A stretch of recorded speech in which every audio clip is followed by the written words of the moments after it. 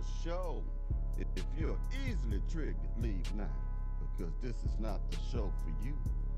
Now, in this reaction video, I'm gonna bring you a woman that's gonna tell you that a lot of women think that getting an abortion is a walk in the park. So they use that as a way of justifying lifestyles of promiscuity. That's gonna be the second lady on the second clip.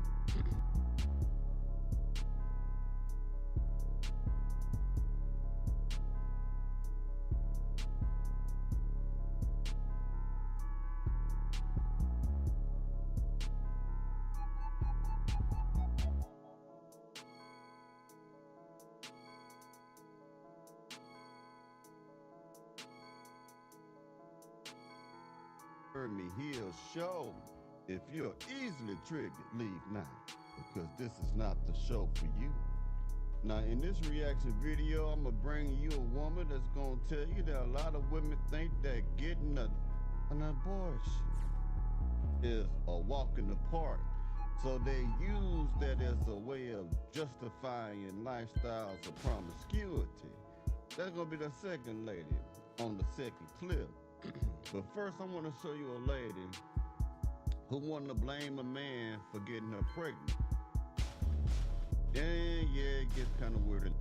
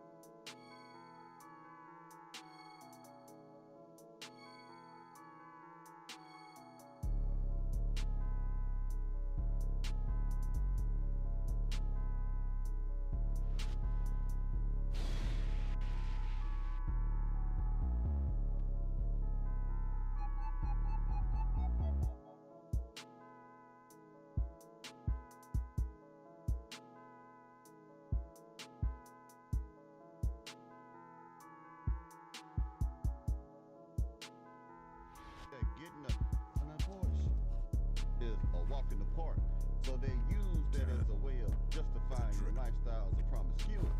That's gonna be the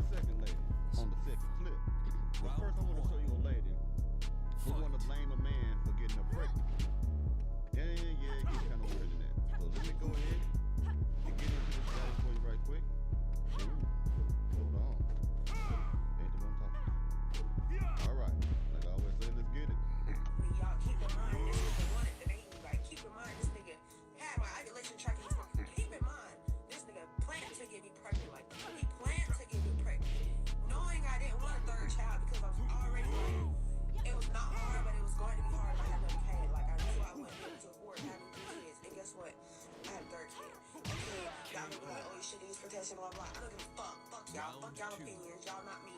Y'all don't know the fucking right by me. I don't give a fuck. So, I don't care. I don't care.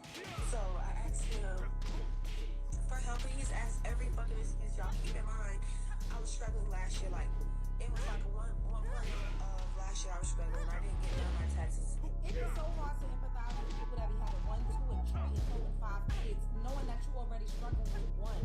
I'm gonna have to say this. I entirely agree with this lady on the screen with the succulent titty. She is correct. I don't understand why women who are struggling raising one child, okay? You don't have a husband. You're raising a child with a single mother. Why do you continue to keep getting pregnant by the same man or by another man or by multiple men? Because that's what we see all the time in the black community. The numbers don't add up. You know what your checking account looks like. You know what your savings account looks like.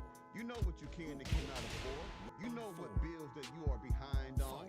And you know how much of a financial debt you have when it comes to these children. You understand that these children are weighing you down financially.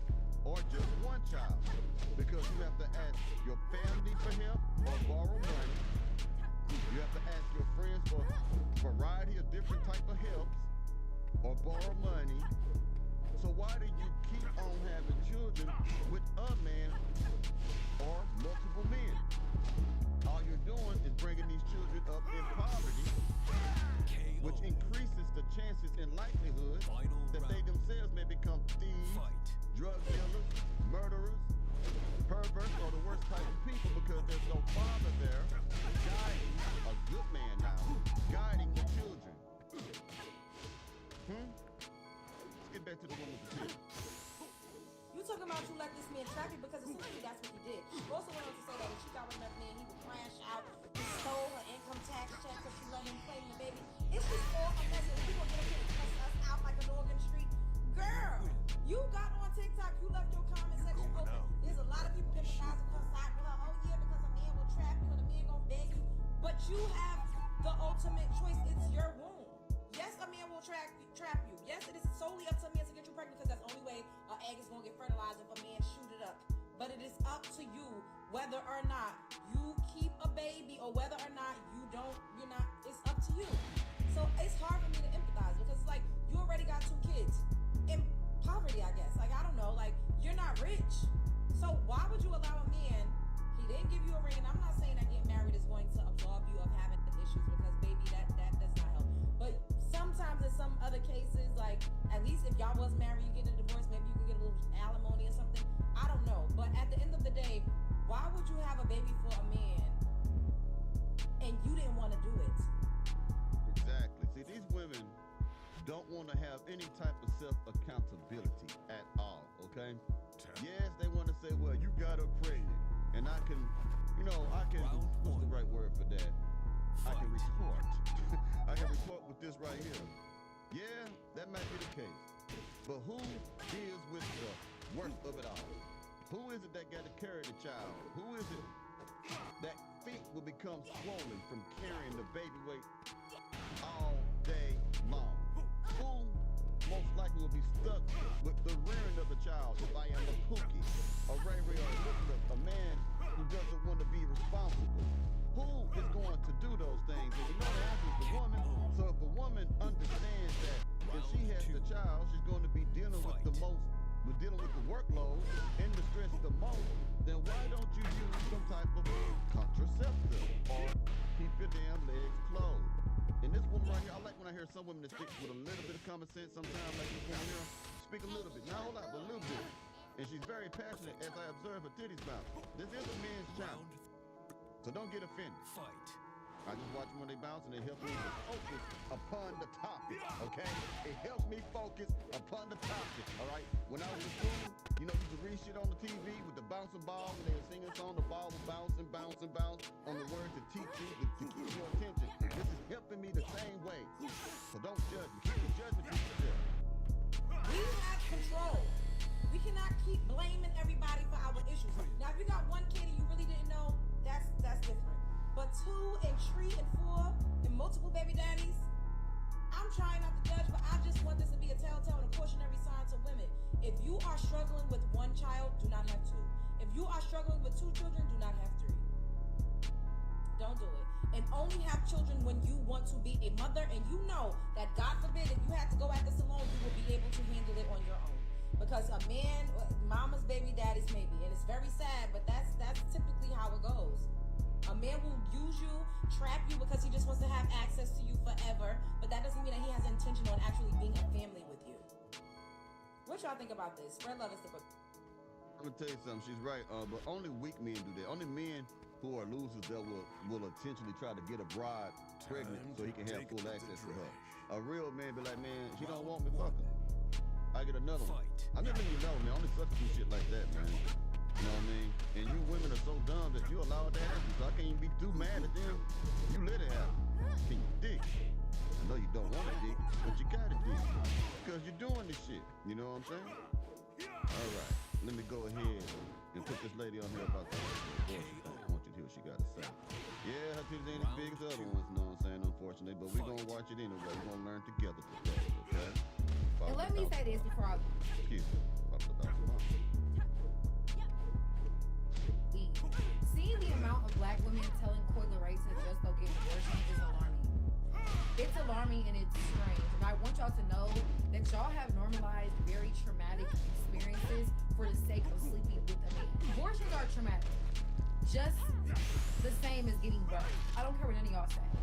And to tell a very pregnant woman that she should just go get one because it's a walk in the park is crazy. What black women need to hear is that we need to love ourselves more. I feel like in relationships, we put love before logic. It's not logical to have a man's baby just because y'all been together for a couple of years. Or just It's not love. Well, love is a feeling. But I'm going to say, like, it's not love before logic. It's feelings before logic. And love is a feeling. That's what that is. Women are not searching for compatibility. They are looking for good feelings and commonalities. What do we have in common? Do we like the same things? Do we dislike the same things? Or is he attractive?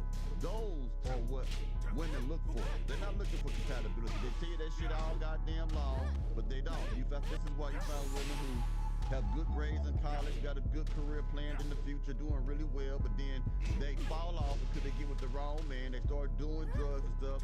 They catch an STD. They get pregnant, have to drop out of high school, have to drop out of college, got to drop out of graduate school, got to drop out of everything, got to quit the job and stuff like that because she decided to be with the wrong man. And she chose to be with that Pookie. She chose to be with that man.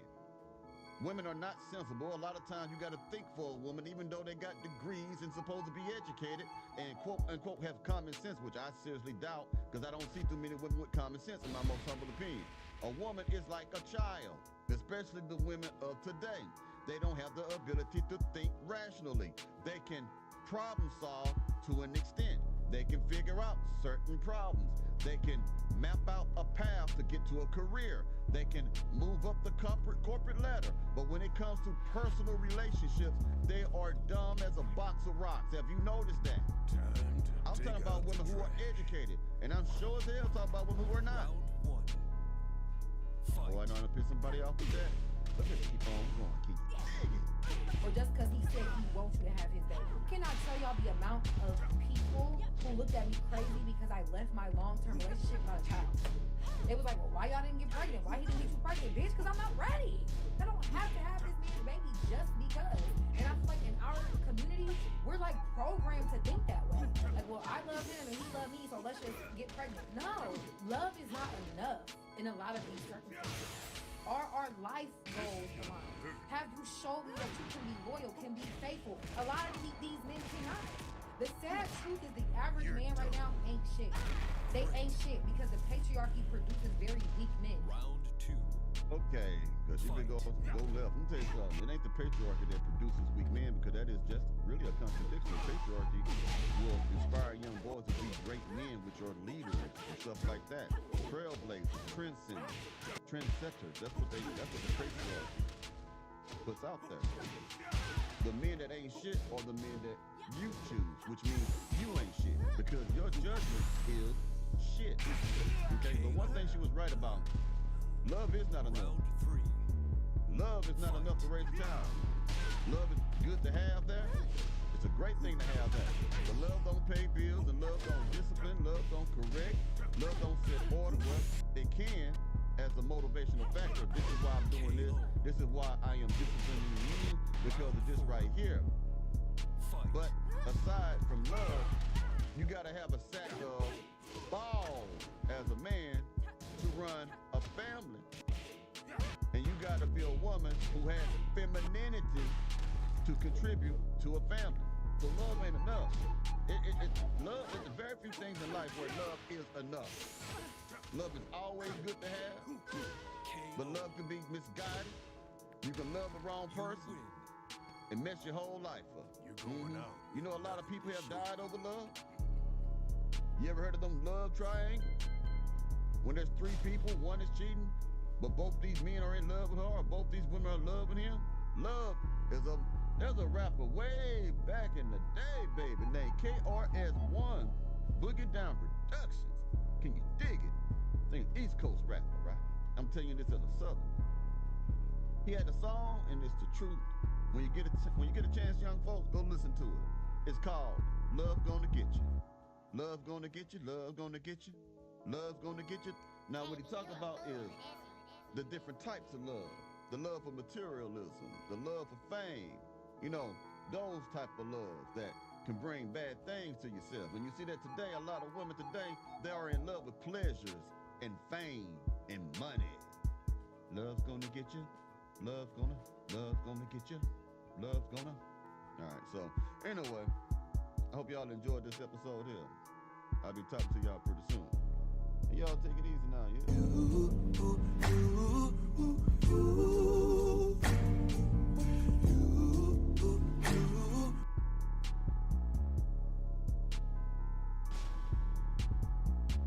Look in the mirror, man, you're so dirty. Yeah, you look so dirty. You were never worthy. Lately, it's you. Welcome to the Jeremy Hill Show. If you're easily triggered, leave now, because this is not the show for you. Now, in this reaction video, what I got for you is a nice-looking young lady. She's going to talk about some things that we have heard before, but it's really just reinforcing some of the things that we already know. And what it is about is basically how modern day women, black women in particular, are most likely never going to get the type of men that they desire based upon their appearance and their attitudes and actions. So I'm gonna play her. I covered her before. Excuse me. And for some reason, this young lady likes to sit on her hand the whole time. I don't know why, but anyway, let me put it on the screen right quick, man. I think it'd be pretty good to go ahead and cover her one more time. But let me go ahead and put on that 1 second, y'all. Ooh, yeah, God, there she goes. Look all right, don't she? Don't you look all right? All right, now, like I always say, buddy, let's get it. I'm here to be the one to tell you, the man that you want doesn't need you. A lot of women want men that are already at the finish line. But the men that are already at the finish line have requirements for a woman that a lot of you women don't need. Men are Main thing is requirements or expectations or standards. Men who are accomplished men have standards. We don't just get to where we are in life without having standards or a routine. We know what to expect out of life, and we know what it is that we want out of life. That includes everything, even when it comes to women. We don't want no lazy ass woman. We don't want no big out of shape woman. Did you hear me? Overweight women, we don't want that. We don't want no attitude.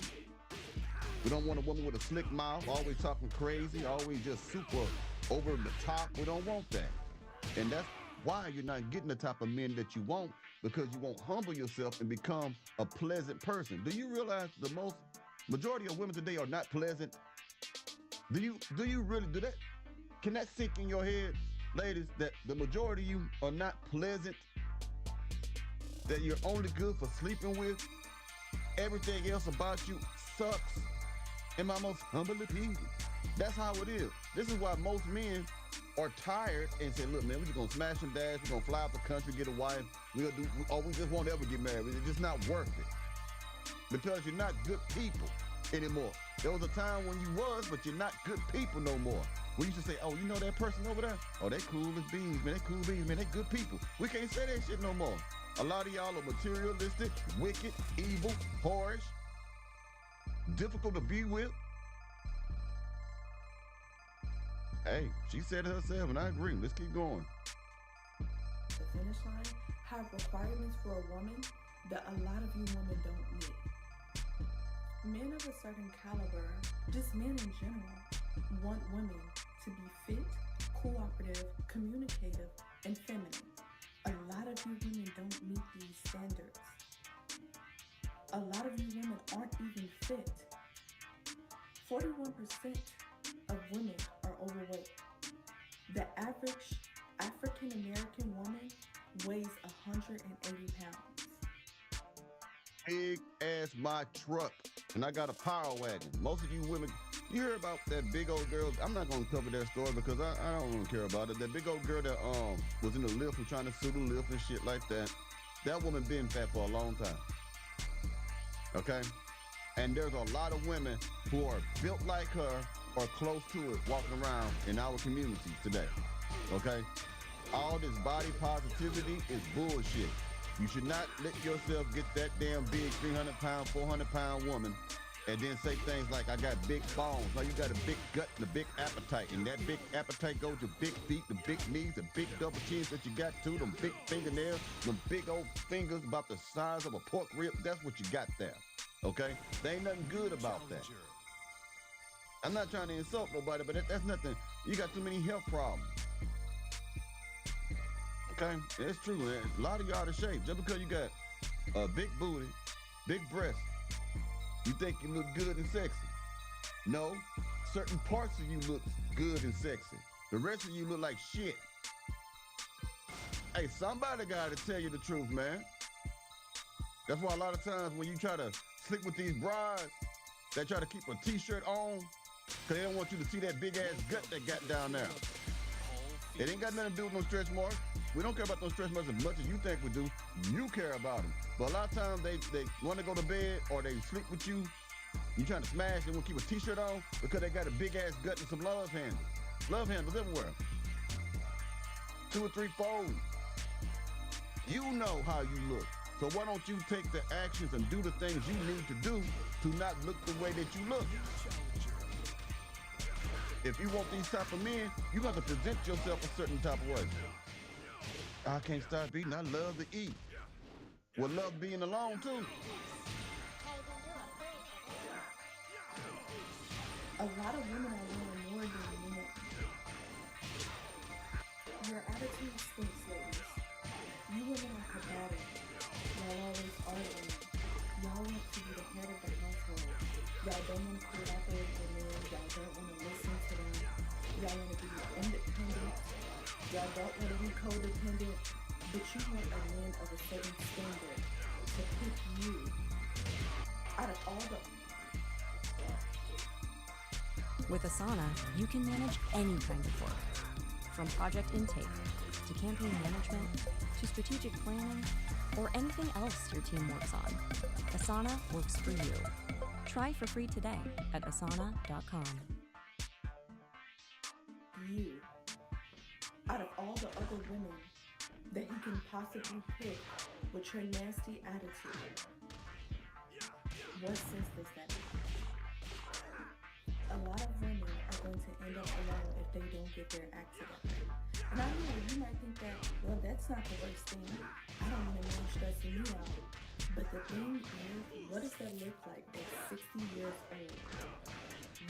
It looked like Vivica Fox. It looked like, what's her name? Taraji P. Henson. It looked like Eartha Kitt. Or what's the other woman name? The one that played Diamond on the Players Club. I can't think of her name right now. It looked like her. Mad and bitter, looking for love at 60. Wonder why nobody wants your old, out of shape ass. All these wrinkles and crevices in your face now. Your face is like a wrinkled bed sheet. Because you wasted your youth. You wasted the prime years that you had, your opportunities to get a man. So when you get 60, that's the only result. When you get 50 and 60, the only thing for you to do is to be bitter. Because your options like 0 to none. It's just the truth. when you're homeless on the street because you didn't want to listen or cooperate with a man because you think you're better than him. And a lot of you women think you're better than men for the wrong reasons. You might be making more than that man. You might be making above the average man of what he's making. But the thing is, you're an average woman. Your money, your education does not make you above average. Your looks are average. Ooh, I like when she said that. Your degrees don't make you look no better. Y'all be thinking it does, but it don't make you no look better. You can find a woman that can't even read, look better than you. Yeah, so the education, the degrees don't turn on. I ain't met one man yet that say some shit like, man, when I found out that girl had a PhD, man, my dick got so hard. Man, oh my, that was the best sex I had, man. If it wasn't for that associate degree she had, man, you gonna never meet a man say no shit like that because we don't give a fuck about that, okay? It's just the truth of it, all right? Be humble. That's the biggest problem with a lot of y'all. You're too prideful, too egotistical, know every damn thing, won't listen, stubborn, rebellious. Be humble. Follow direction. Lower yourself in your mind because you think you better than everybody else and you put yourself on pedestal. It ain't the men no more. The men do it. It's the suckers and shit. But before the sucker even come to the woman, she already put herself on a pedestal. Humble yourself. Be humble. Show some humility. Listen. You always got something to say when someone says something to you. You can't listen. Your body is average and below average. Your attitude, below average. So what makes you better than that man just because he might not make as much as you, but his characteristics are above average. He's in the gym, above average. He's working on himself, above average. But you think you deserve the top of the line. Why? Because you make a little bit more money than an average man? You are lucky to get an average man. That's true. You are lucky to get an average man. You're lucky. It's a blessing. Because the thing is, a lot of these women see good men as tricks and not blessings. They don't look at them as blessings or something good. They look at them as opportunities to get from one place to another, to point A, from point A to point B and shit like that. So they don't want a blue-collar working man. They don't want a man who's trying to be somebody. It is a blessing to get a man who's productive because there's so many Pookie, Ray Ray, and Nook Nooks out here, but those are men that you like to fuck on. Those are men that you like to get knocked up by. Those are men that you like to get trauma bonds with, and then when you find a good man, you want to cause him hell or talk bad about everybody else. It's all your fault. Your lack of appreciation is amazing for men who actually want to do right by you. That's crazy. Men don't care about how much money you make or your education level. Why do you think men are going to other countries and getting married to these women with no education level, don't know as much as you, don't have a degree that you have? Because again, we don't give a damn about your education. We care about how you treat us, and we care about how you keep your appearance up. Those are some of the only two things. And if you're religious, then we care about your walk with God, of course. But other than that, we care about how you treat us, which will cover respecting us, you know, giving us words of affirmation, soothing us, because y'all don't even know how, y'all can't even soothe a brother. You just make shit worse. You just make shit more complicated. You stress him out. You don't know how to soothe a man. You're so out of touch and so disconnected from your femininity that you don't even have enough empathy in you to soothe your man. You just sit there and shut the hell up, or you just make the situation worse. So we care about your appearance, how you keep yourself up, which is your weight.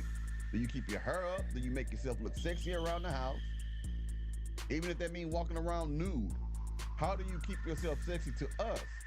If we're gonna be doing all this providing and protecting and shit, you gotta do something for us. So treat us right, keep your appearance up. Stop being lazy, because a lot of you bras are lazy. You get too comfortable. And when you get too comfortable, next thing you know, you walk around here look like a homeless person. And you wonder why we out in these streets and these women out here are looking so attractive to us, because when they see us, they look fine as fuck. And some of them will take us or try to take us from you because they know you ain't doing what the hell you supposed to be doing. You did? It's just the facts, man. Men don't value those things in a woman.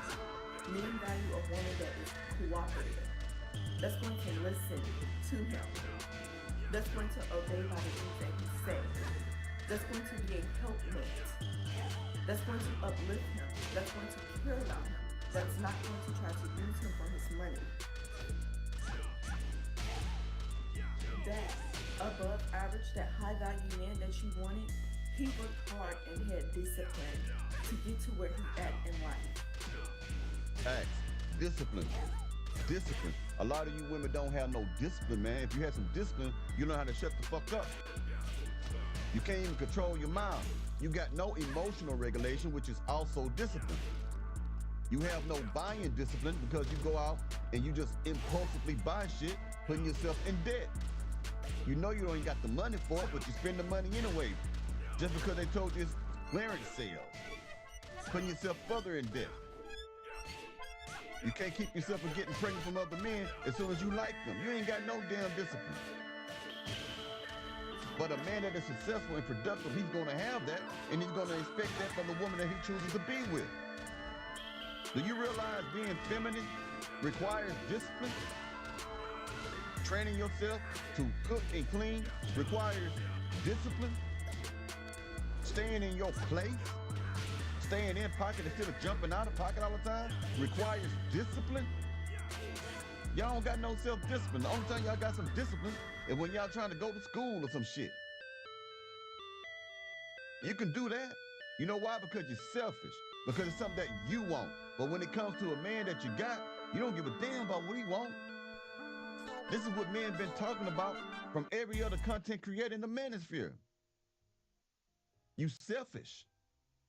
Don't want to listen, but you want to cry and complain when shit don't go your way. So why do you think him being disciplined, working hard in life to get to where he's at, is going to accept and tolerate and deal with a woman that doesn't even meet his standards? If he worked hard, had to go through trials and tribulations throughout his whole entire life, work hard, don't let him be a black man, had to fight through the justice system, had to go up against his white coworkers each and every day, and you think that you deserve him. Why? Because you might be on the same education level, or you might have the same amount of money as them, but at the end of the day, those aren't the things that those men. America is not set up for women to be independent. That's why a lot of you women are stressing and overeating and gaining weight and can't figure it out. And it's because you need a man. All the women that are screaming, I don't need a man, yes you do. You just can't get it. Fix your attitudes, get in the gym, take care of yourself, check your tone, get you a man, build your dream life with that man. Work on yourself, work on things together. Have a good rest of your day. Yo, she told you the truth. A lot of y'all run around here talking about, I don't need a man. Yeah, you do. You just can't get one. And when you get one, you can't keep one. Can you dig it? I can dig it. Well, anyway, man, I'm going to get at y'all pretty soon, man. Now I'll be back again Monday with new content. You know how I get down, man. I'll let y'all later. Y'all take it easy now, you hear?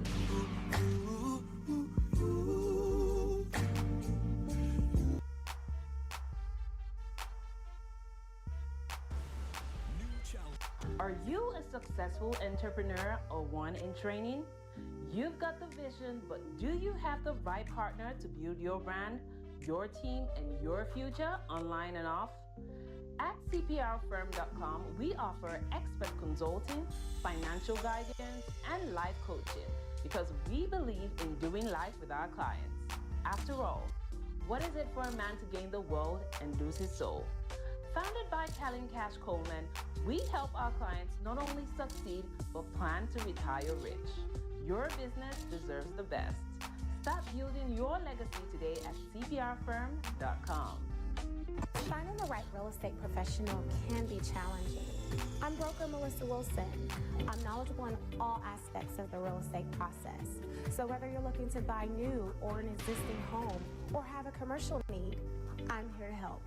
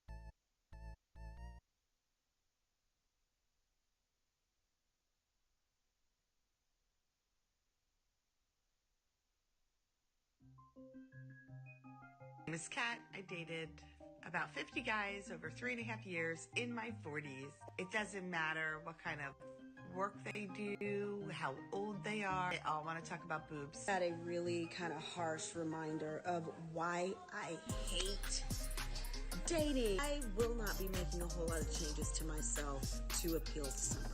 You are by yourself with your dog, no kids to worry about, no husband to worry about. If you don't like what I bring to the table, then I'm not the one.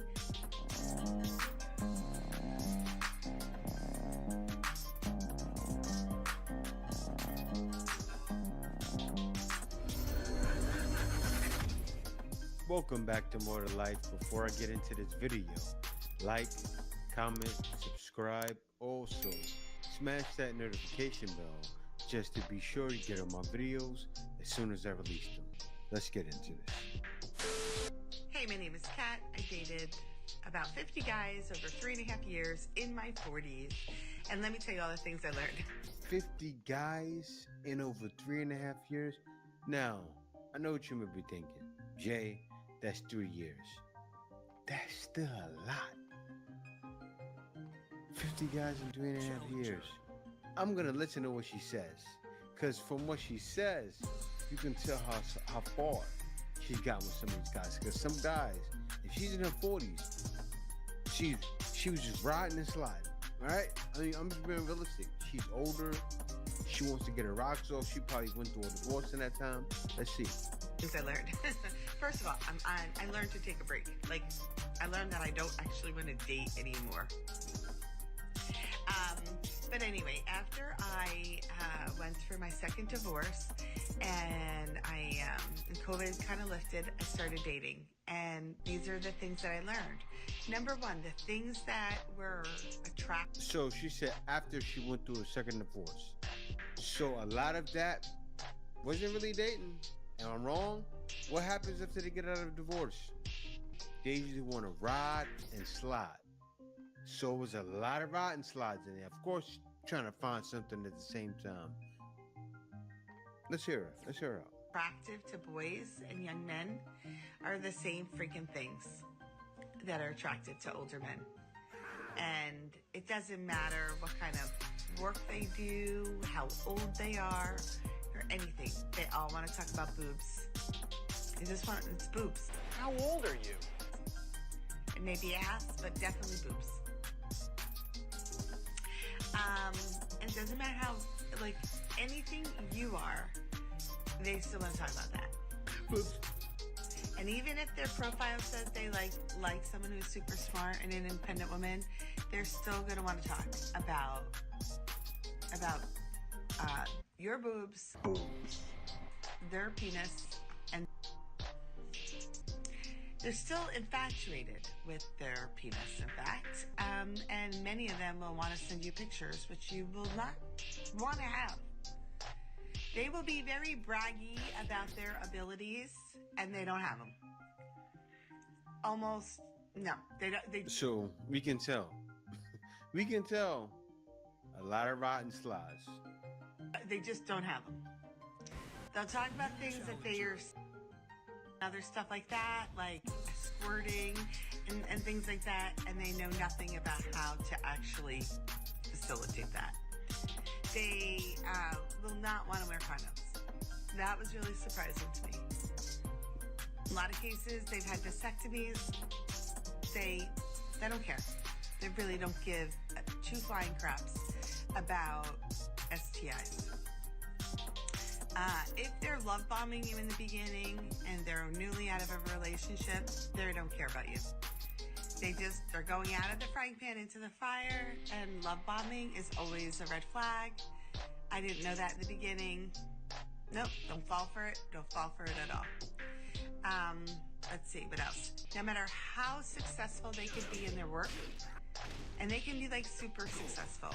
Most of the men that I dated over the last 2 years are millionaires. Super great jobs, super great background, education, like impressive. And you know what? Very, very poor dating skills. Not good at following back up. Not good at doing all the things that they do every day for their job. They also think that they're really good lovers. And none of them are. They're just not. They're not. They're not good. Like whatever they think they're good at, they're not. Except maybe one. They're very single. Anyway, make it a great day. Take good care. Bye-bye. Yeah, so, all right, you're in your 40s. Divorced twice, by the way, right? That's what you're looking for. Maybe you've been looking for a better lover. You said one was good. So, out of her whole 3 years of dating, her second divorce she got out of, she was just riding and sliding. And she did the same. She couldn't wait to be divorced and do exactly that, right? What are we learning? She's being left behind. Because how is she being left behind? Think about it. You're acting like a 20-year-old. You're doing what you did in your teens. You're 40, lady. Grow up. Stay with your husband. What's so bad? I bet you ask her, what went wrong with your husband? Oh, he didn't listen to me. Meanwhile, he listened to everything you said, and you most likely didn't listen to him. There the bug. Let's talk about dating in your 40s. Oh my God, what am I telling you? All I'm going to say is this. I am not here to play games. I lay it on the table what I want, and I mean what I say, and I'm looking to have the next 50 years of enjoying life. And I'm not going to muck around. So if you don't like what you hear, or if you don't like what I bring to the table, then I'm not going to. That's how it works. People just start to be honest with each other. Like, we don't need to play these silly games. Let's face it, we're over 40. I'm 47 now. Like, I just want to go and enjoy the next 50 years with someone and live life, because that's what it's about. I just had a really kind of harsh reminder of why I hate dating and courtship, or, meeting people. Ugh. Okay. I'm newly single. I've been in a relationship long time, so just the idea of even talking to a man is just kind of foreign. It was really no big deal. We'd had a few great conversations, and he said he was going to call me back, and he didn't. Okay. And I find myself, thinking about it. Did I say something wrong? Did it, is he not interested anymore? And I'm thinking, wait, why am I spending so much of my mental energy analyzing my interaction with this person? This person should not matter that much. I don't know him enough for him to matter that much. And I think so many times this, not just in the dating world, when you're actually in a relationship or you're maintaining a relationship or you're getting out of a relationship, that takes so much. Yeah, of course it does. You were married all that time. Of course you're going to be invested. You want the relationship to be sort of like your marriage, or you want the control that you had in your marriage, but it's not the same. And you realize it. That's what's happening. Mental energy. And I'm at a point in my life. I've given too much. Now I'm focusing on me. And let me tell you, if I'm going to talk to anybody at all, I don't need to be questioning. Red flag.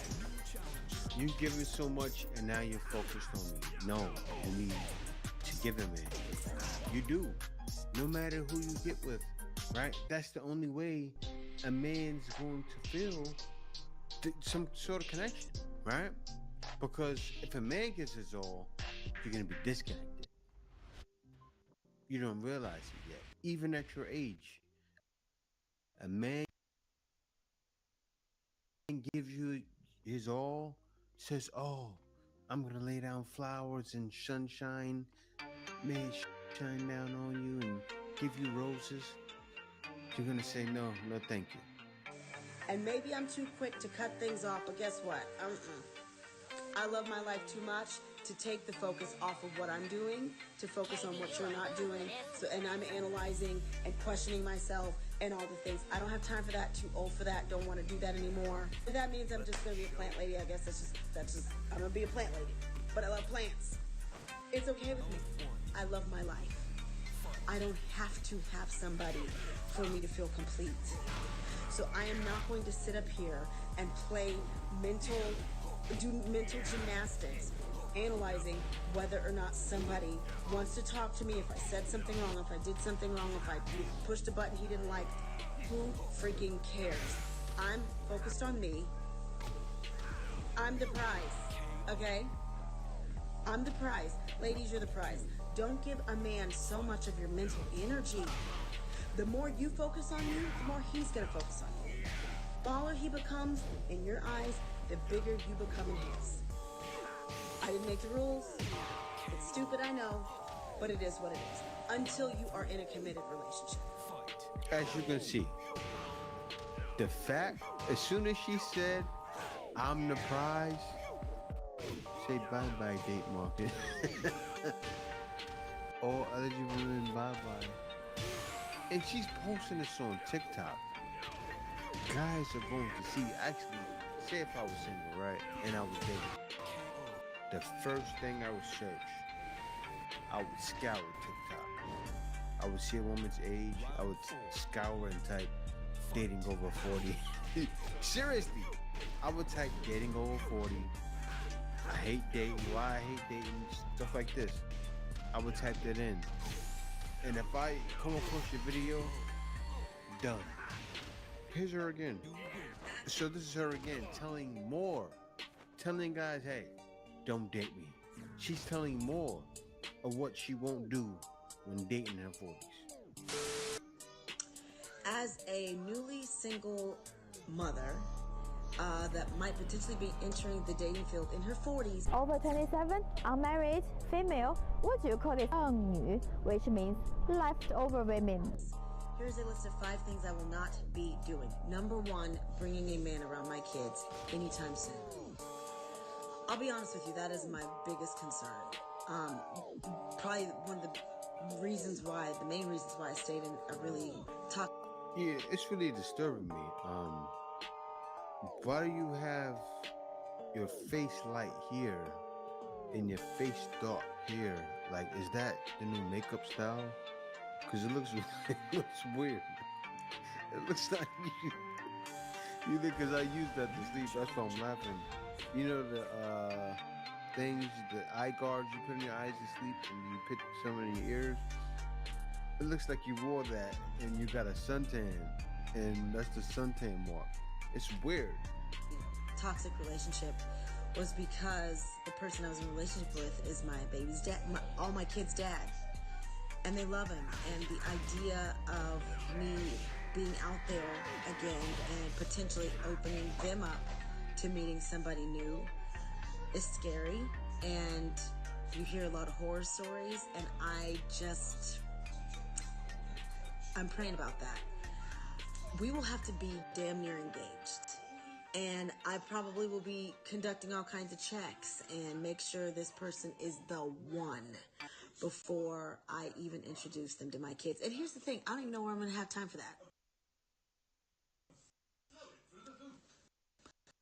You got to have time to be able to do that. And that's one thing I don't have is time. So that's number one. Number two, I'm not going to be dating. Yeah, so one thing you don't have is time. So how are you going to date? That's what you're saying. You just said, I don't have time for that. So, and number two, a man doesn't want to meet your kids anyway. You know what a man wants to know? Okay, you're 40. Do you have adult children? No? Bye-bye. Dating somebody that doesn't have their own place to live. Y'all know how I feel about that. If a man cannot take care of himself, he is not ready for a relationship. What's the given? Especially if we're in our 40s. Number three, I will not be making a whole lot of changes to myself to appeal to somebody. You either like me or you don't. I realize I am not everybody's cup of tea, and I'm okay with that. And just because I'm not one person's cup of tea doesn't mean I'm not a good cup of tea. You know what I'm saying? Like, some people love Indian food, some people hate Indian food. Doesn't mean Indian food's good or bad, it just means it's in the eye of the beholder. At this age, I am who I am. You want me or you don't. Number four, I am not going to be entertaining somebody who is a perpetual victim in all the relationships he's ever had. Here's the truth. At the end of the day, you're the common denominator.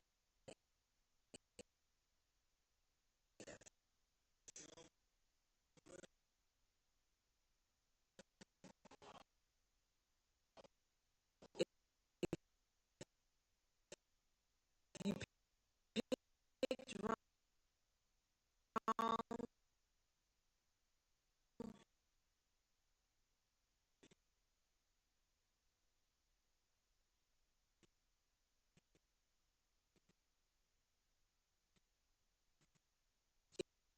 If you did things, we're human. But you gotta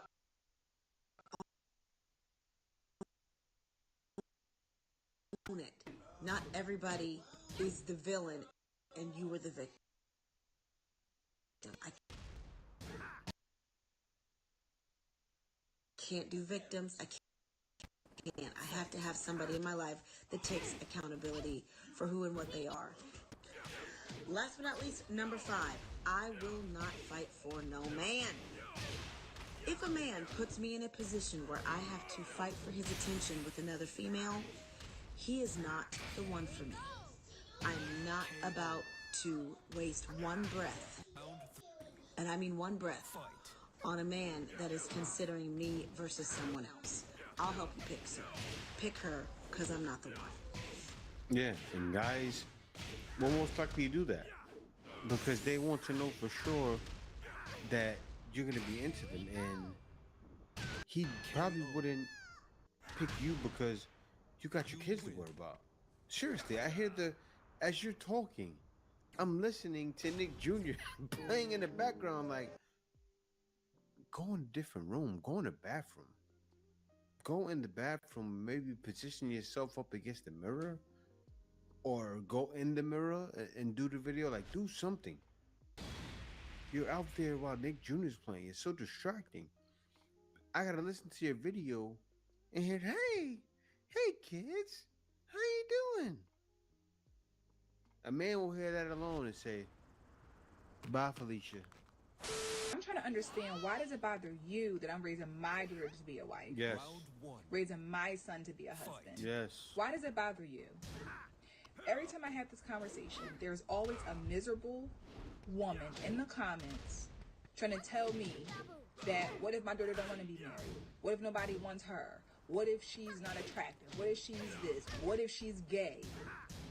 Why do, like, your miserableness is just so annoying, and it's so sad that it's so many women like that out here who can't even see anything positive.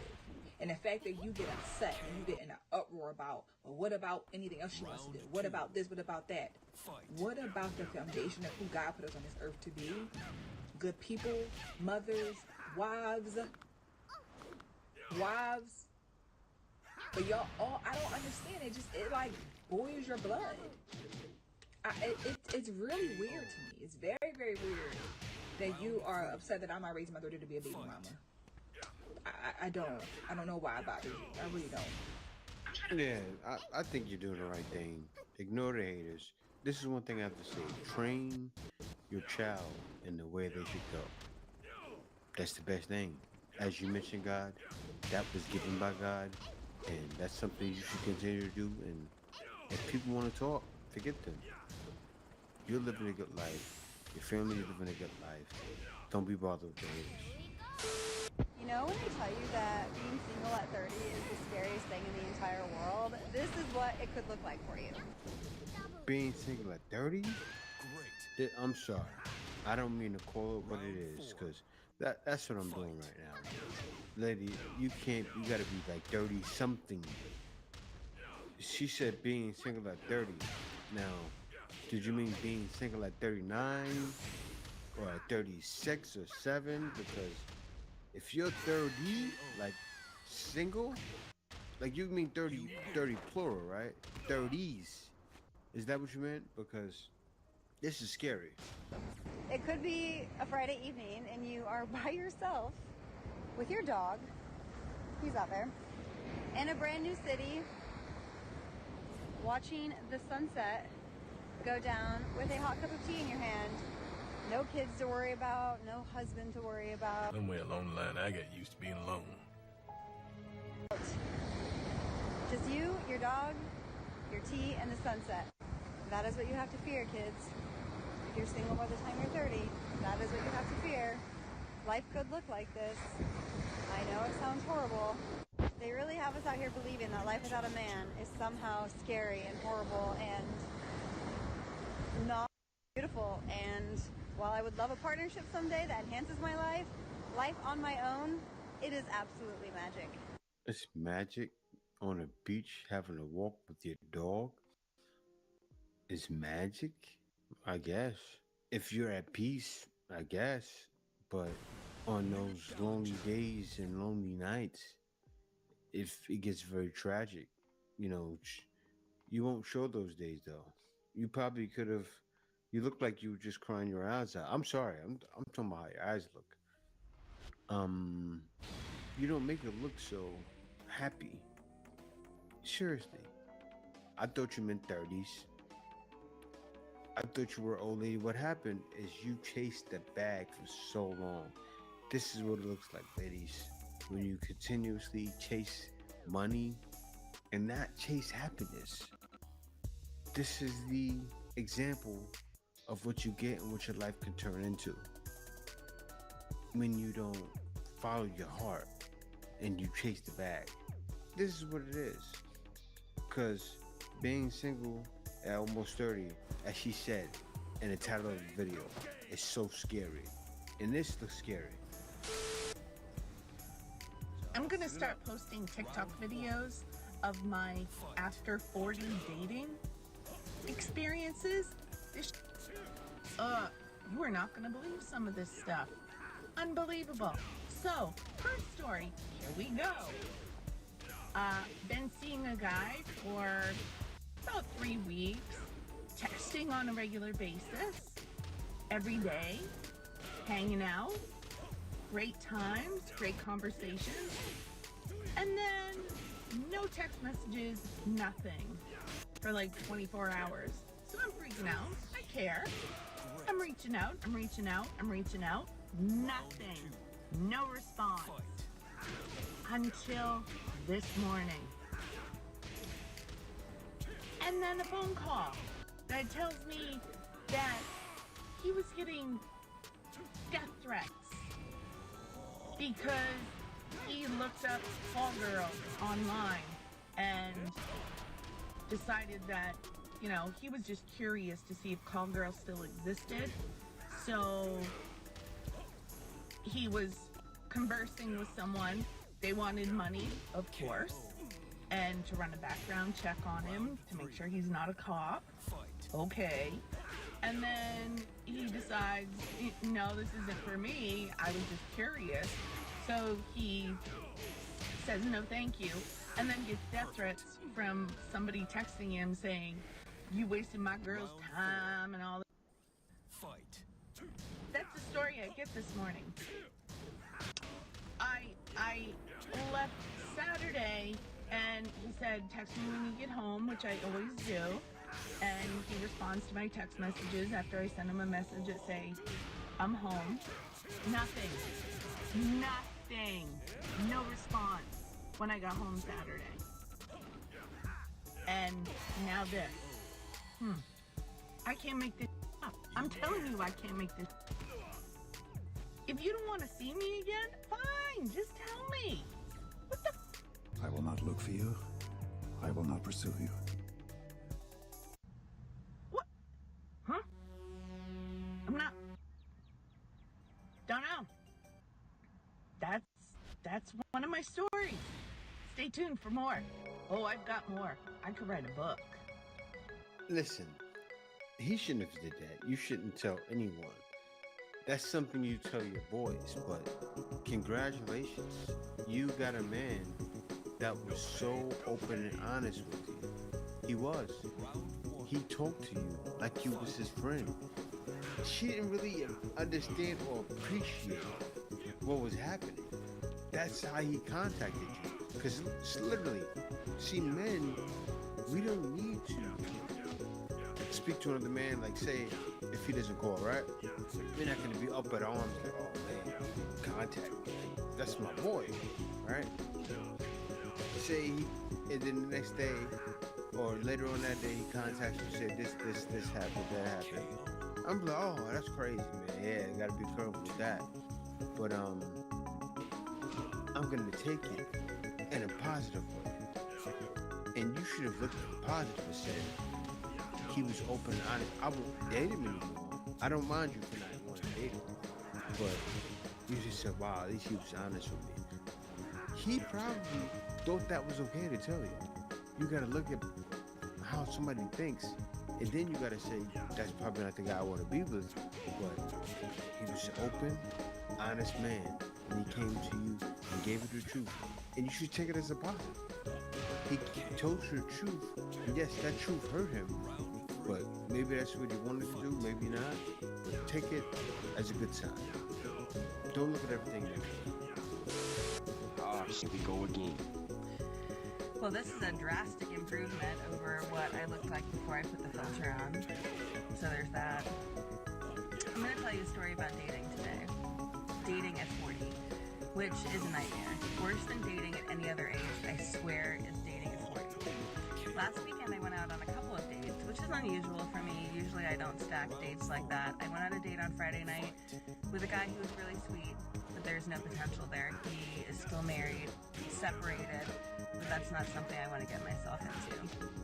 Because who knows, maybe she comes back and he's like, I love you, but I want to make us work out. So no, it was really nice. We had a nice time. That was it. Haven't heard from him since. I think he got the picture. Saturday, I went out with another guy who I had spoken to, and we had planned on having coffee and then going for a walk and then getting lunch somewhere. That's a lot for me. Usually on a first date, I like to just have something super low-key. It sounds like a lot. I'm looking at you. Getting coffee, that's fine. And then going for a walk. Look, you said it. You said it was a lot. But, yeah, getting coffee and going on a walk, that's a natural thing to do. It is. Out here, it's the norm. Getting coffee and going for a walk with a girl, that's the norm. I want to hear what you said. Super low-key and casual so I can get out if I'm not enjoying myself. So we got coffee, took a long walk, and we went to lunch. I thought it was going really well. I thought we were hitting it off. He was making a lot of eye contact with me, seemed really interested. We were talking about things like common goals and ideals and morals, and we all seemed to be on the same page. it was working out pretty well, even though I lost my contact at lunch and had to see him basically through one eye the whole time. The next day he called me and asked me to go out this coming Friday. So between Sunday and now, we texted maybe like once a day. He was always the one who initiated it, okay? Even just to say something dumb like, how's your coffee today, or whatever, like something stupid like that. And then a few days ago, because a lot of you who know me know that I'm into perfume, so I was organizing my perfume and I was like, oh, hey, by the way, what do you like to smell on a woman, right? Not even thinking anything about it because that's not serious to me. And then yesterday I cooked dinner and sent him a picture of it, and I said, maybe I'll cook it for you sometime, after he told me it looked good. He then calls me and says, this is moving way too fast. You can understand, I was seriously gobsmacked. Way too fast. We've been on one date, we've exchanged a handful of texts. Every communication was pretty much initiated by him, and he's the one who kissed me after our first date, by the way. So here I am thinking to myself, like, are there any men out there who are not flakes? Honestly. You know, thinking that going on one date where you initiated the kiss and told me, I really hope we can continue this, and then you continue communicating with me, and then I say something about maybe making dinner for you sometime and asking you what perfume you'd like me to wear on our date, and you tell me it's moving too fast. Come on, dude, grow up. You're not ready for a relationship. It was the cooking. That's what did it for me. That is kind of fast. He said, maybe I'll cook this for you sometime. He's thinking, you're thinking about living with him. That's what he's thinking. And maybe you've been out of the market so long, you're not thinking that. It is honest. I wouldn't have took it that way, but he did. And you got to think about it and say, yeah, that is kind of off. Telling him, I can cook this for you sometime. I would have took it as positive. But I'm a different kind of guy. I heard what he said. You heard him out. So, yeah, I just wanted to tell you that I could cook it for you sometime. And if you would not talk to you anymore, you gotta take it in stride. You do. You have to take it in stride and swallow your pride and get what you get. But yes, dating at 40 sucks because you don't realize you've been out of the market so long. Most likely, I'm sure she was married. I'm sure, almost positive. Even her, Miss Fatback, had somebody. So I'm feeling very deflated.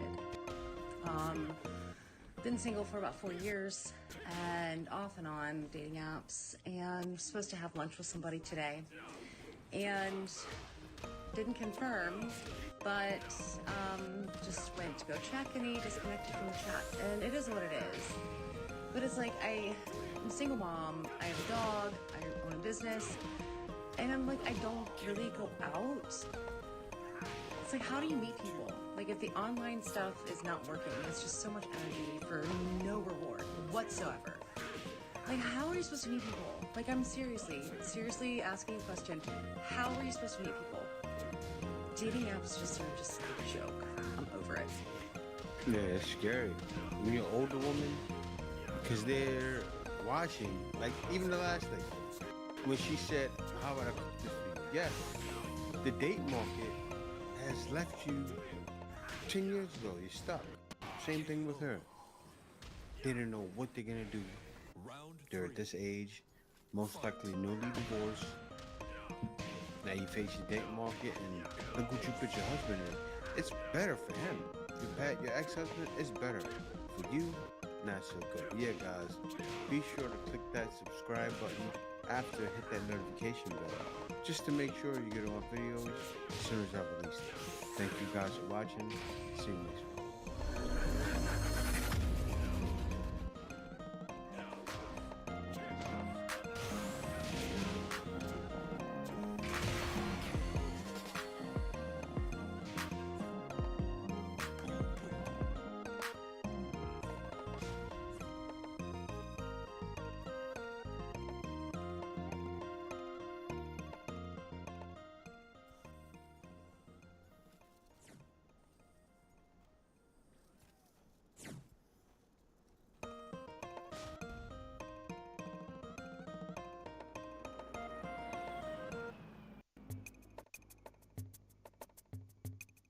For the ones who get it done, the most important part is the one you need now, and the best partner is the one who can deliver.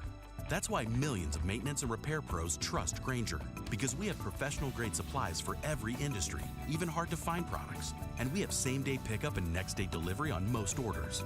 But most importantly, we have an unwavering commitment to help.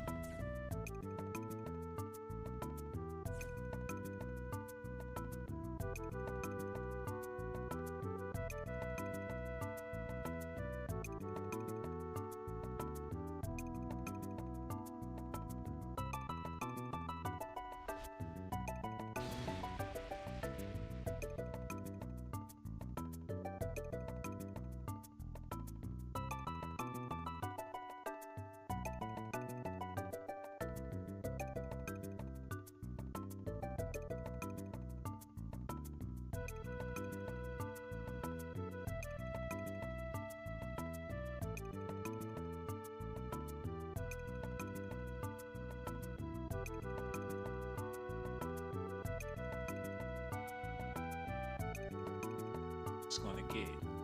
LA is catching them wildfires for a reason, you know what I'm saying? Hey man, hand me those papers over there. Oh my God, do. Somebody please say it ain't so. I want to thank y'all for tuning in to Docs Daily. We talking sports. LeBron James may have made some decisions that he's gonna have to live with for the rest of his life. And the question is, are those alleged decisions really worth it in the end, seeing how the Lakers is falling apart? They're about to give Kobe Bryant's legacy to Luka Doncic. Behind LeBron James' back, he got front row seats to witness Luka take over a franchise that he failed to make greater than it was when Kobe Bryant was alive. LeBron James' reaction as a courtside heckler wildly claims Lakers star sacrificed Kobe Bryant. So this talk is going on in the streets. It's not on the mainstream media, where people are scratching their heads and trying to put two and two together.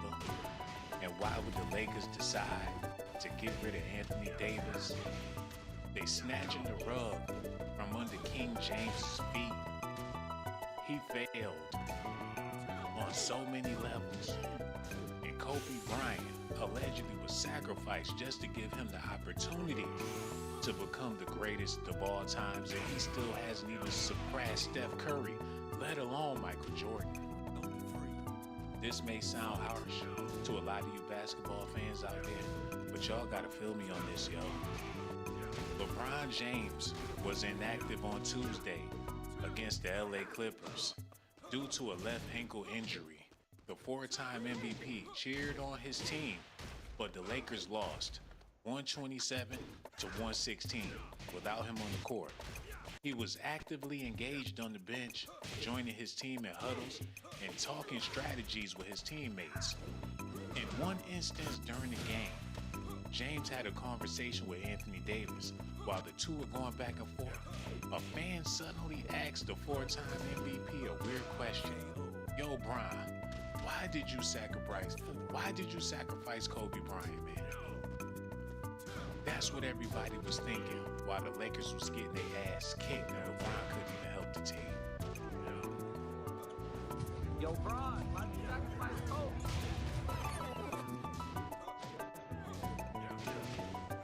Yo, Bron, why did you sacrifice Kobe? And that caught his full attention, y'all. He stopped everything he was doing. His teammates looked the other way. LeBron James looked at the man, and everybody looked like they was ready to piss their pants. The most awkward situation anybody ever seen LeBron James in. He had no response. He gave that man the look of death, because that's all he could really do, because people been talking for a long time. The video didn't show LeBron James' verbal response, but the look on the LA Lakers superstar face said it all. The audio in the viral clip seemed like a voiceover, but he still must have said something that James didn't like. It's tough to understand what the fan meant by sacrifice. Although James and the late Kobe Bryant were basketball rivals, they were quite close off the court. During their years in the NBA, the two were always appreciative of each other. James even said he felt honored to compete against the legendary Black Mamba. But when it comes to legacy, when it comes to superiority, some people will go up and beyond just to wear the crown. Kobe had the crown tattooed on his arm. There was nothing LeBron James could do with him on the court to erase the fact that he's one of the greatest, if not the greatest, basketball player of all time. Y'all need to listen to this.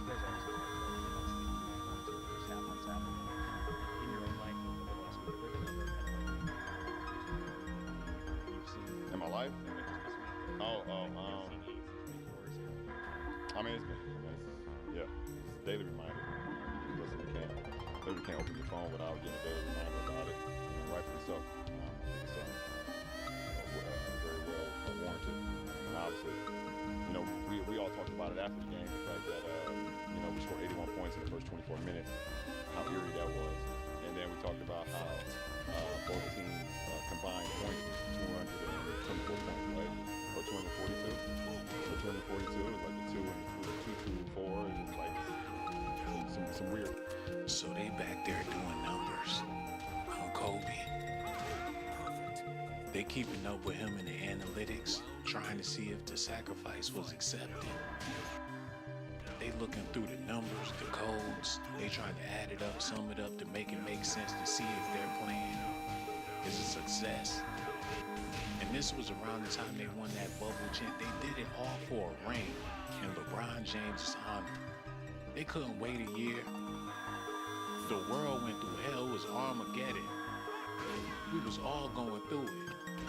There's a possibility the way things went down was because of LeBron James's evil plan to get that championship. The whole world had to suffer for him to get a ring. Not only was Kobe taking out this situation, but people was dying. It was a time of death, man. Hold on, y'all need to see this, man. Let me get this together. And God help me, because a lot of people don't want to talk about this. And I don't either, but somebody gotta say it, man.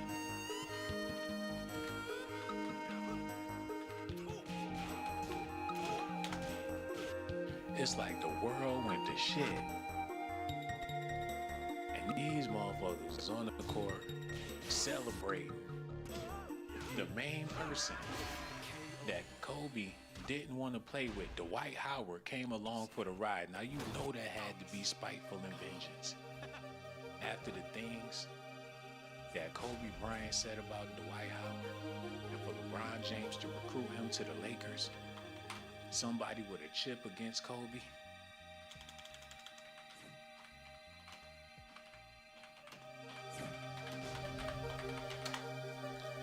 Y'all gotta look at this, man. Matter of fact, we just gonna go ahead and we gonna get into it like this. Y'all stay tuned. No, get this shit out of here. Fuck out of here. Y'all stay tuned. Y'all listen at this.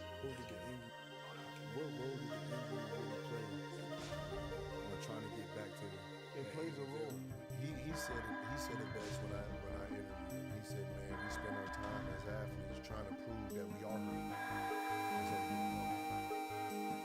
Right? I'm going out there like limping so you can see that this the part. What he talking about?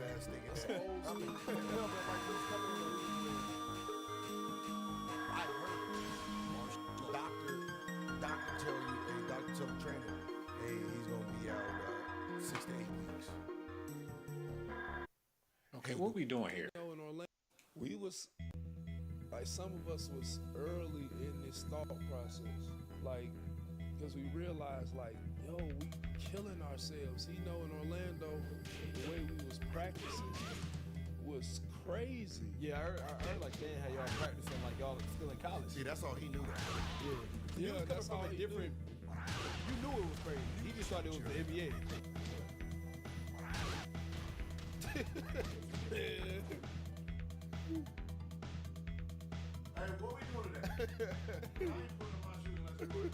Okay, they trying to fuck up my Docs Daily. We ain't listening to nothing Gilbert Arenas got to say ever again. I do apologize. Forgive me for that blunder. Let's move on. How'd you spend yesterday? Emotionally wrecked like everyone else. Another challenging day for all of us.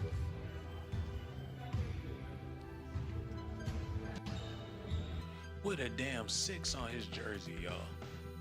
Talking about how he felt the day after Kobe died with a Lakers jersey on. With a 6 on it, and Dwayne Wade wear the 3. They act like they DJ Paul and Juicy J of basketball, 3-6 Mafia. It's sinister, it's twisted, and it's sick. How did you spend your... Look how they observe him. They know what the fuck happened. They can't believe he that type of a monster. The reporters is disgusted. They want to hear from his mouth. How do he feel about it? What difference do it make? But they know it make a big difference if he play a part that people alleging that he played a part in all of this. Listen at this, man.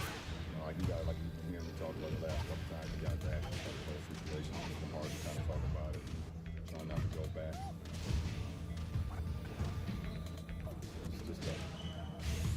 Did you attend the demo?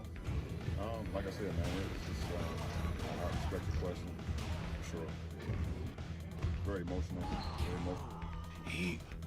This motherfucker. Wait a minute.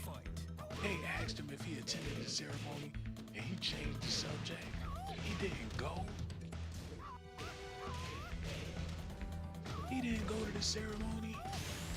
Kobe was supposed to be his man. He's supposed to be a Laker, ain't he? Purple and gold. He's supposed to bleed that shit. He ain't show up to Kobe Memorial. He didn't want to show his face. He looked uncomfortable now. He looked uncomfortable talking about it. He looked like he fucked up. I respect the question. Did you attend the ceremony? Like I said, man, it's just I respect the question for sure. Very emotional day, very tough day for myself and family, for everyone. He straight avoided answering the damn question. He said, I respect your question, but boy, I just ain't gonna be able to answer it. Point of all, one thing I can come out and saying how strong and how bold and how powerful Vanessa is. To stand up there the way she did, give the speech the way she gave that speech. I commend her. What about your speech, LeBron? He talking about Vanessa going up there saying her speech. How come he didn't get up there and say a speech? He didn't even go to that man's memorial. This is beyond crazy, man. And that's why they're saying LeBron is getting a big foot in his ass from the Lakers. After all of that, he still couldn't deliver them what they really needed. They're saying he's pathetic on so many levels, and now that he's getting older, they want to do without him. They regret. They thought it was going to be a big deal. Kobe out the way, LeBron James going to take the franchise to win 4, 5, 6, 7 championships and be better. They'll have somebody better than Michael Jordan on their roster. They sold Kobe cheap. They tried to treat him like he was the past, and they was looking towards the future. Now LeBron James old. He ain't got a championship left up in him. And now it's game over. Y'all gotta listen at this, man. Hold on, man. Oh shit, I do apologize. Y'all stay tuned. I'm getting it together. Yo, thank everybody in the comment section for leaving them comments. I want to thank y'all for tuning in to Docs Daily. We doing the sports thing now, because this stuff is important. It's pretty deep too. Okay, is it set up? Okay, y'all need to listen to this. Listen. Kobe or LeBron? Well, I mean, That's a tough one. I would say the Kevin Durant. Nah, in terms of dominance of the game of basketball, I just say LeBron. Championship-wise, Kobe Bryant. My God, you know LeBron did not like that at all. His idol chose Kobe Bryant. Regardless of how good LeBron James could play ball, can he deliver a motherfucking chip? Kobe did it plenty of times. They never had to shuck off on Jordan. He never wore the 23. He gave himself another number on top of the 3. He said he gonna be a step up from Jordan. If you wear the 23, I'd rather be the 24. The next one up. LeBron James slapped that 23 on him and took out the 1. Allegedly, that's what they saying out here, man. He wants it so bad and he's willing to go to the extreme, guarding a guy, guarding the point guards at the age of 34, playing 38 minutes, 40 minutes. That's ludicrous. I think this is what he's battling with. Oh, the black motherfucking Mamba. He was not backing down to no, it don't matter the age gap or nothing. He was a true dog with that basketball, boy. Y'all see how he was draped over Kyrie? Kyrie couldn't bust a move to save his life on Kobe. He had that boy slipping in his sneakers. Oh man, he was giving him that work. And to look at the Laker girls, man, they already knew. Matter of fact, them the Cavs cheerleaders looking like that. Like, go, cause they got their fist up for Kobe. Like, get him, daddy. And Kyrie had to take that work. With Kobe in the game, with Kobe in the picture, with his presence alone, was overshadowing LeBron in LA. How y'all think LeBron felt going out on the court with a 23 jersey on with Kobe Bryant sitting on the sideline with his name and this shit all in the Raptors? That's like somebody ashamed to pee in front of somebody. LeBron asked for Kobe to leave the room. Y'all want me to get my shit off? I ain't gonna be able to bust a fart until Kobe is out here. I'm sorry, man. Y'all want me to win y'all championships. It's gonna be hard to do.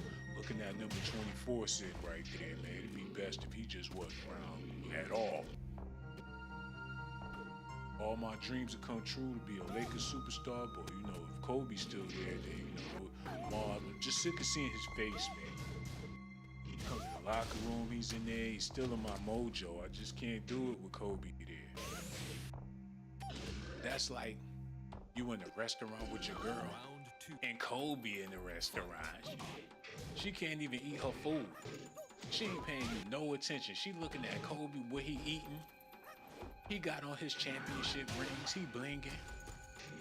Every time he laughs, she laugh. He a bigger ticket. LeBron couldn't stand it. Coming to the arena and Savannah damn near breaking her neck because she seen Kobe with a chinchilla on. LeBron lose a basketball game. His wife in attendance. Kobe get up, shake his head, and walk away like I ain't never went out like that.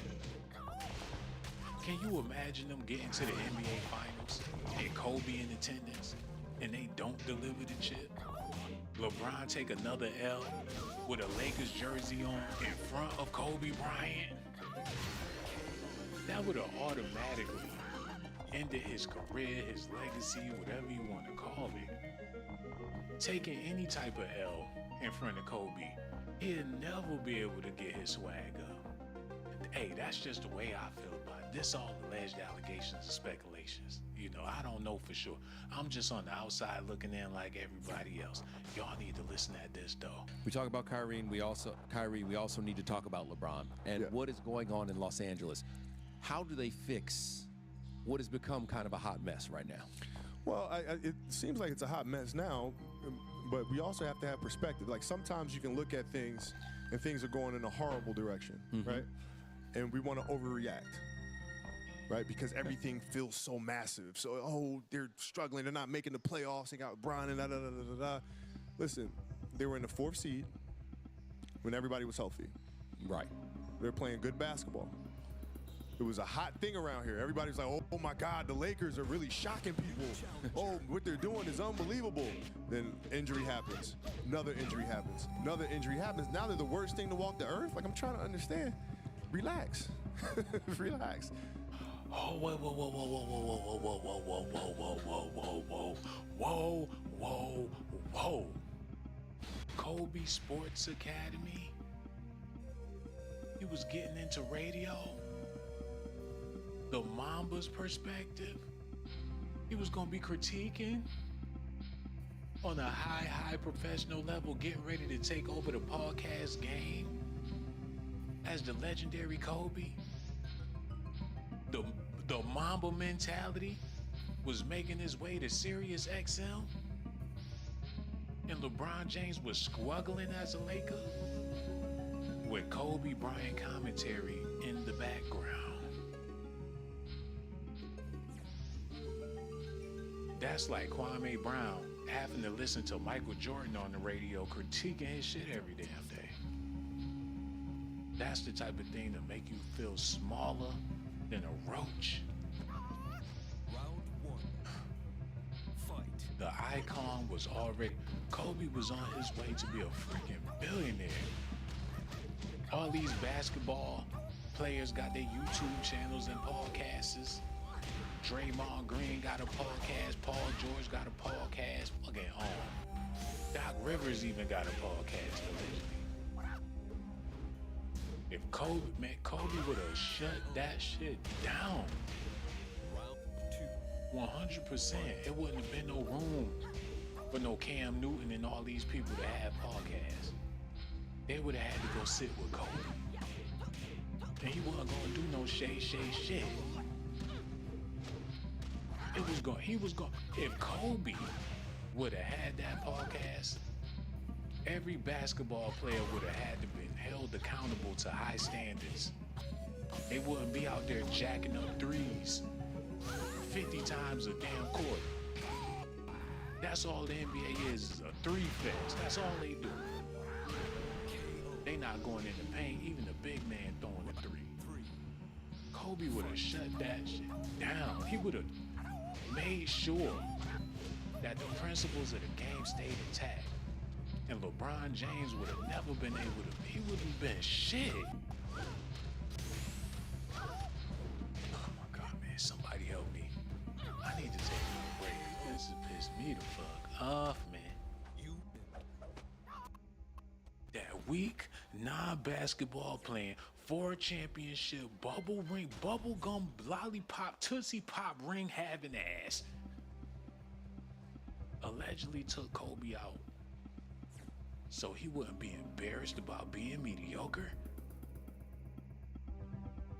Hey man, I hate, and the only thing that got me talking like this is they bought Luka Doncic to the Lakers to play with LeBron. Y'all gotta understand what they did. No, I'm gonna show y'all what they did.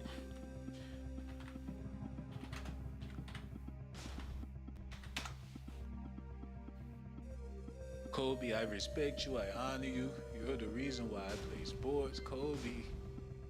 You're the man, I respect you. You're the reason why I wanted to be a basketball player. You're from overseas, I'm from overseas. Kobe. You ain't never seen Luka Doncic shake LeBron James' hand for crying out loud. You ain't never seen him approach another man.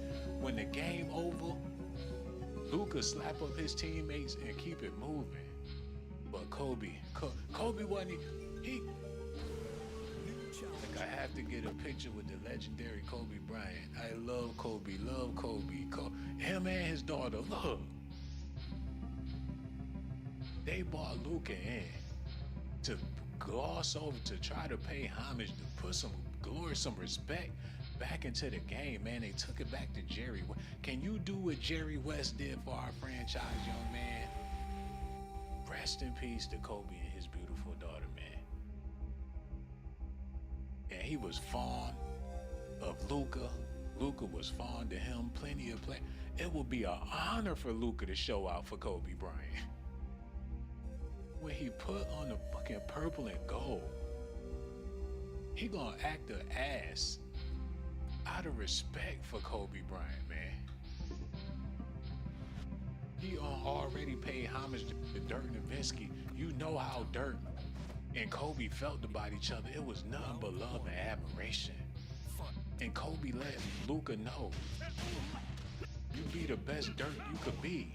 Now he about to be the best motherfucking Kobe he could be. LeBron is smaller than a chicken wing right now. He gonna get the hell out of LA. Because that crowd, they already know what the fuck going on. He already getting heckled courtside at the Lakers games. They know some shit is fishy around here.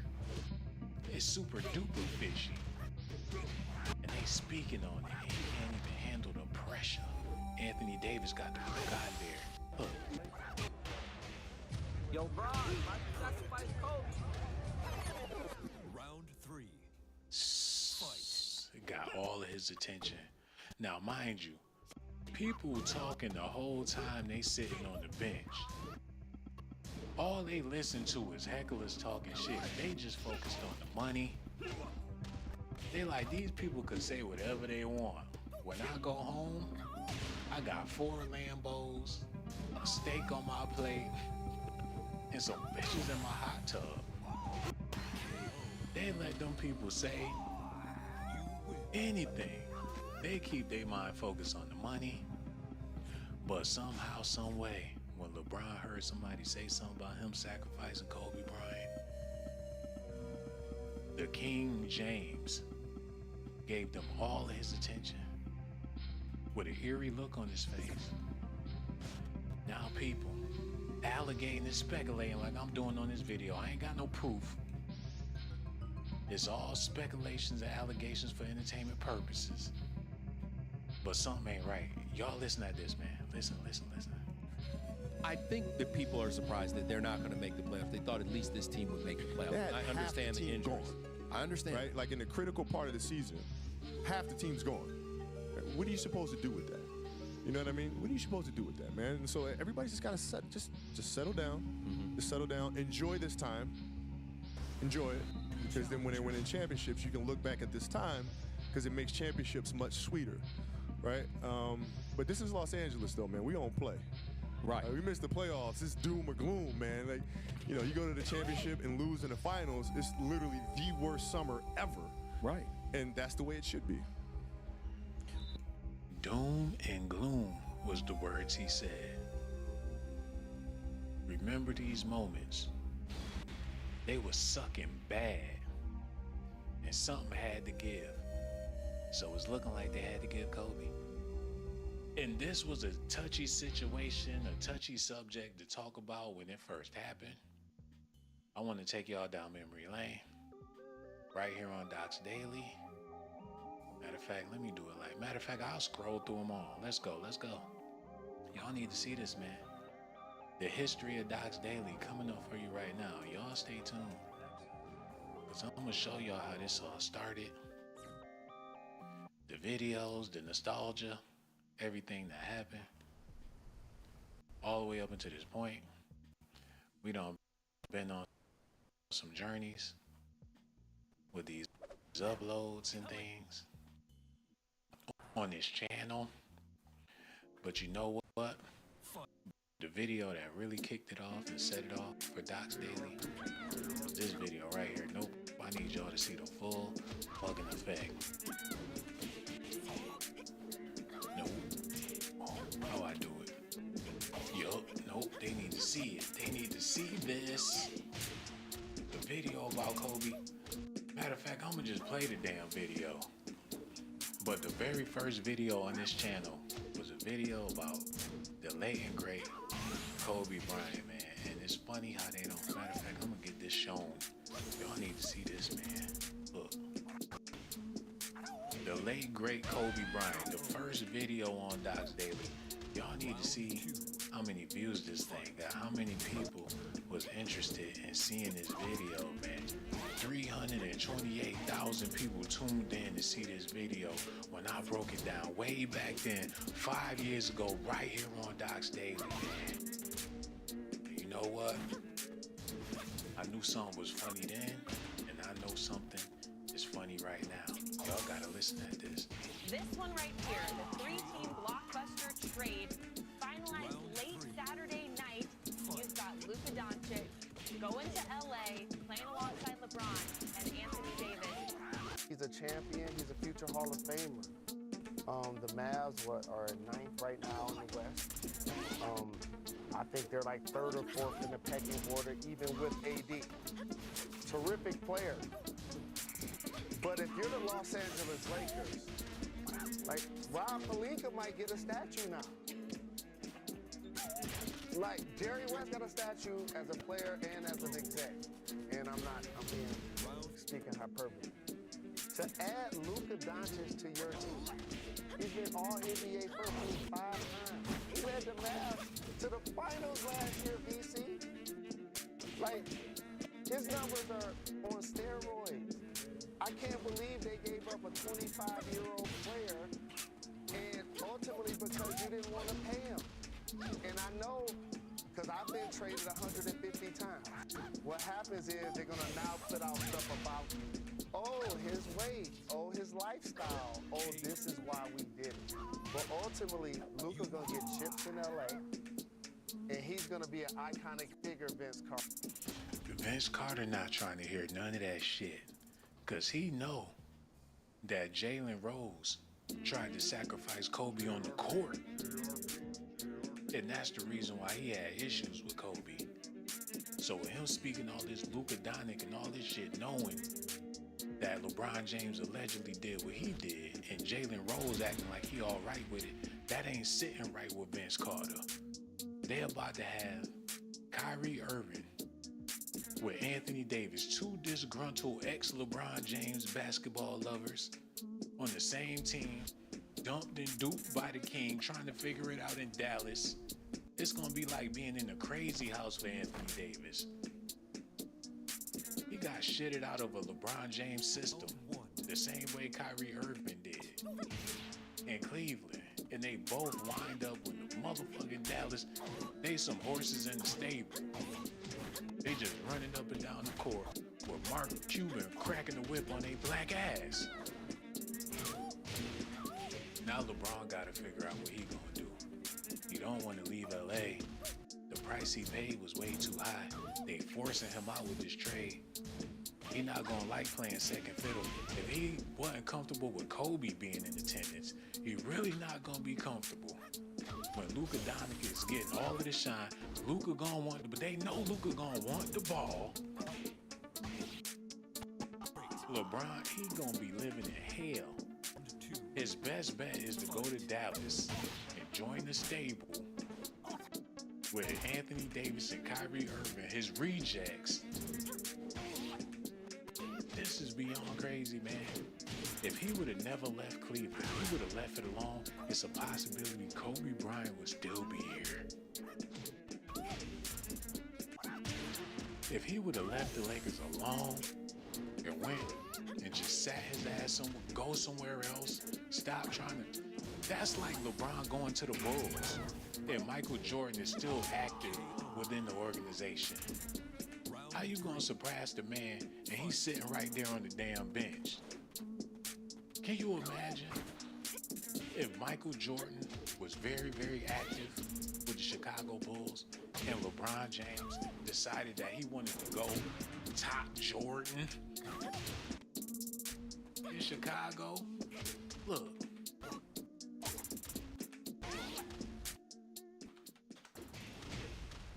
It ain't never, he did not want to step on that territory.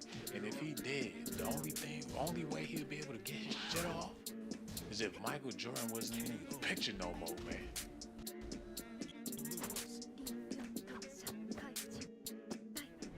to put that jersey on and make it meaningful, you gonna have to get a RIP championship out that bitch.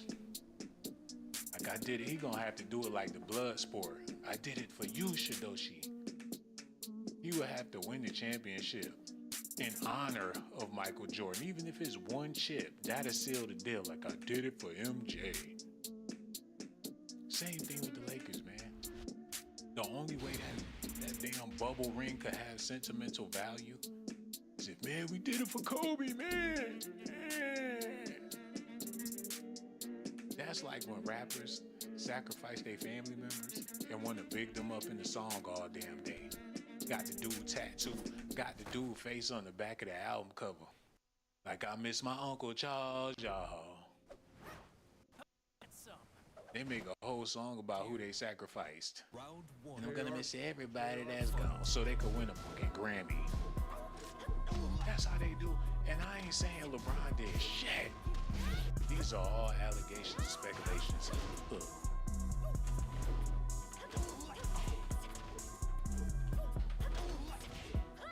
They even had Eazy-E in the damn video. This shit is twisted, beyond fucked up. They sending people to heaven. Ain't LeBron from Cleveland? Hold on, wait a minute, hold up. Maybe it's a Cleveland thing. Because they sacrificed Eazy-E, a whole bunch of other people. See you at the crossroads so they could get their damn Grammy. Let me see this. Look, they sure did. They got their damn Grammy. They got MTV Music Awards, you name it. They went straight to the top. Shit, they look like the starting lineup for the Lakers. With this madness, man. From the city of Cleveland, he's 1999. You know LeBron James grew up listening to this shit. Now he out here allegedly making sacrifices of his own. Allegedly. That's what they saying. Y'all need to listen at this. Hold on. Where we at? Okay, bring it back. Yeah, right there. No, we ain't doing that. Bring it back over here. Okay, here we go. Y'all ready? Where the hell is my Kobe video? I just had it. Oh, goddamn, I done lost the Kobe. Hold on, I'm gonna get it back. Y'all stay tuned. There it go. We talk about Kyrie. Go down. Enjoy this time. Enjoy it. Because then when they win in championships, you can look back at this time because it makes championships much sweeter, right? But this is Los Angeles, though, man. We don't play. Right. We missed the playoffs. It's doom or gloom, man. Like, you know, you go to the championship and lose in the finals. It's literally the worst summer ever. Right. And that. He talking about LeBron. We seen him do it like 9 times. He talking about LeBron. If you fuck up, you go to the Cavs and you lose in the finals, that's bad. But in LA, it's gonna be 50 times worse. Something had to give, and it looked like they had to give Kobe. Allegedly. That's the way it should be. What do the Lakers need to do to get better for next year? Well, just continue to work, right? They have individual players, like whatever the direction they decide to go. Right, whether it's a big-time free agent, whether it's a trade with the young pieces that they have, whatever the case may be, if they decide to keep the young talent, it's get in the gym and put the work in, right? Figure out how individually you can become better basketball players. Figure out how you can use each other to be more efficient out there on the basketball court at both ends of the floor. Right. And it's the same process every year. I know what you're going to say, but I'm going to ask you anyway. Is there any chance that you would ever be involved with the organization as far as GM, maybe a coach, maybe would you ever get involved with the organization? I'm a little busy. No, I know that. I understand. I know. Listen, Lakers will always be a part of it. You know what I mean? I just, like, in an official capacity, I don't think so. Because I like my free time. Right. I don't want to have to go to games. I don't want to have to go to I enjoy sitting in carpool for an hour because I want to be first in line. Like, I enjoy doing that stuff. Like, I enjoy taking my kids to movies. I enjoy taking them out to lunch. I enjoy giving Bianca a shower every night. Like, I enjoy those parts. Like, I don't want to give that up. but I'm always a phone call away. You really. Rest in peace to Kobe.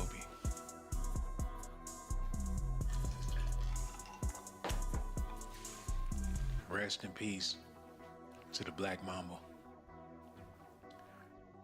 He wanted to walk off into the sunset with his legacy already intact, but that was impossible to do because they wanted to give LeBron his legacy.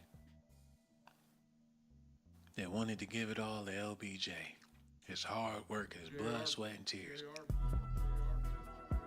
They just did not want to see him walk off into the sunset as a made man. Look at this.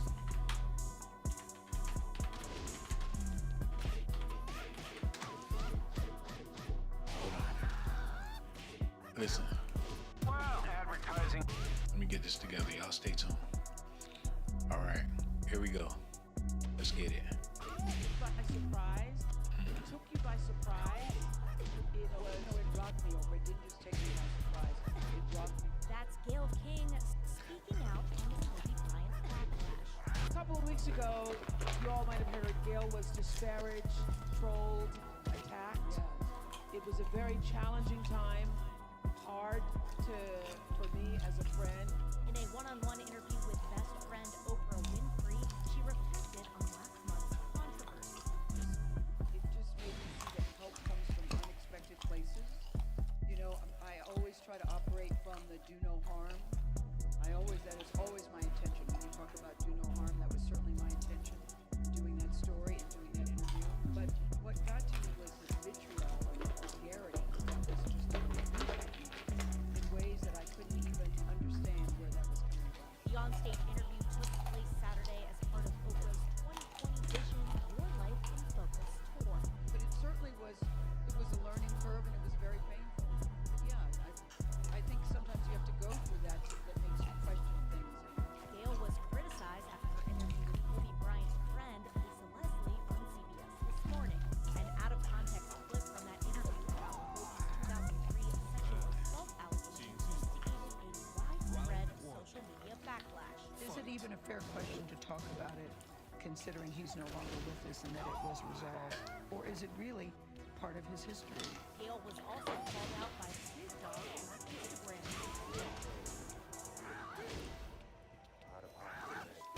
We expect more. Once you hang out with Oprah, why y'all attacking us? The rapper later posted an apology and opened up about his profanity-filled video on Red Tabletop. I wanted to make sure that what I said was said the right way, and I wanted to make sure that the message was across. We love Kobe. Be respectful of the message. That's what happened. Do y'all know what really happened with Kobe's legacy? How he was set up because they knew that he had the potential to be a positive, inspirational light for black males, just like Bill Cosby.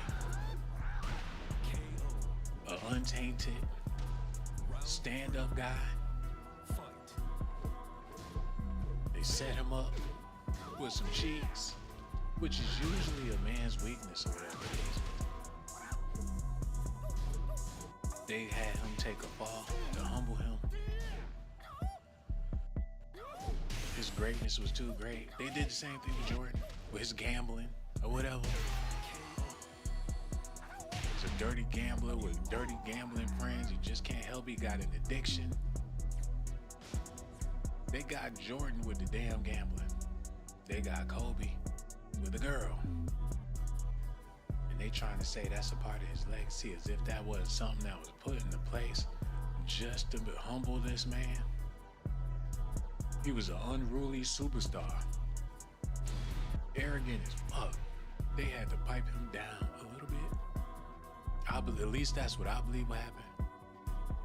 As far as LeBron James, he hasn't succumbed to anything major as of yet. He's like the Teflon Don, industry manufacturer, the second coming of Jordan just to keep the game interesting. When Jordan retired, they wanted another Jordan. They didn't want to do without Jordan. The game without Jordan is not even a sport. It's a scrimmage. They highly manufactured the artificial Michael Jordan. Even put him in position to win 10 fucking championships, and he still couldn't live. He still couldn't deliver the motherfucking bag, man. And I know that sounds harsh, but it is what it is. But you know what? I said all I had to say about it, man. And I gotta let y'all know, this is all alleged allegations, speculations for entertainment purposes. Now we about to go ahead and pull out here. Since this ain't no proof, and it's just all speculations and things that we've been hearing on the internet, you know, I gotta show y'all nothing below. For the people that left comments in the comment section of my last video, and that last video was, let me get this together real quick, because I said I'm gonna start doing this every time I end the stream. This is how important it is. I'm not talking about, yo, shout out to the people that leave comments on the live chat, but I'm talking about the people that leave comments on the actual video underneath where the comment sections are. Look, my last upload, we got 28 comments. I gotta give a special thank you, and I'm gonna go ahead and heart these as needed, so y'all gonna stick with me throughout this process before I get out of here, man. Jason Parker said, I don't blame the Lakers for doing this at all, getting rid of LeBron. I don't blame him either, brother. Said Lakers now or know that Father Time is catching up to LeBron. They are forcing his hand into an early retirement or trade. Yes, they are. Why is Charles Barkley wearing female glasses? I don't know, man, but that shit is kind of weird. He has no trade clause. And he said he's not going anywhere. And his kid is a Laker. And his other one just committed to Arizona. You talking about? Hey, man. Maybe you right. Who the fuck you talking about? Matter of fact, give my shit back, man. Get the fuck out of here, man. Matter of fact, I ain't no hater. I refuse to be a hater. Lakers finally got some balls and stood up to LeBron. That's what they did. The Lakers trying to bring some Showtime back to town without LBJ. I like that. He said, I heard LeBron was involved in something nefarious. Maybe Lakers are doing a reset. Facts. Hold on, they talking about that? Yeah, explain, please. He didn't do anything like Diddy. He gonna have to explain that shit. Maybe something to do with parties, but not sure. Oh, maybe. Because you don't pay $345 million for a dude that won't get in shit. He fat, he sloppy, he stank. They talking about Luka. I agree with that. Said Kobe could never be reduced as LeBron has been. Oh, the Mommy Rika is speaking. Switch up the music. Mommy Rika is speaking. I don't even know what she said, but off of that profile picture and that name, baby. She said Kobe could never be reduced as LeBron has been. Just off the mere fact that LeBron damn near killed for that no-game having son of his to be in the NBA and play on the same team. Just crazy. And I'm a even LeBron game is kind of dumpy. He's a good player, but when it comes to Kobe, he is nowhere. He is nowhere in sight. Did y'all hear what Mommy Rika had to say? She know basketball. She knows. I swear I'm gonna work on these beats. These shits are killing me. No trade clause. Bron still here. Ex-Laker fan welcome Luka. Adios, little goat. LeBron played himself. How LeBron became his own worst. Tell it. Shannon Drew. What it do, beautiful? Yo, I love kicking it in the comment section, baby. The black fans are gone in LA since the fires. High prices will keep them from coming back. Oh, that's some deep shit, man. They got a whole nother fan base. Give the people what they want. Put Luka ass out there. They'll pay them high ass prices. Ain't gotta worry about ugly ass Anthony Davis. They trying to rebuild and sell the newly rebuilt property. By the time the Olympics is here for the travelers, this is way bigger than LeBron flop James. You better, that's what it is. Make the Lakers great again. And Tosh Sear hit that comment too. Yo, shout out to all my people, like I said, all the people that left the comments in the comment section below. That's where the love is at. So much love for y'all, man. Make sure y'all do me a favor, hit that like button, subscribe to the channel, hit that notification button too. I want to thank y'all for tuning in to Dots Daily. I'm gonna holler at you later, baby. Yeah.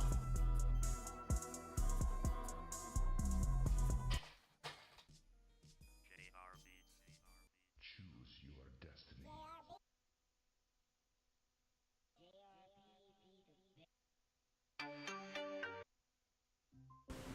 New challenger.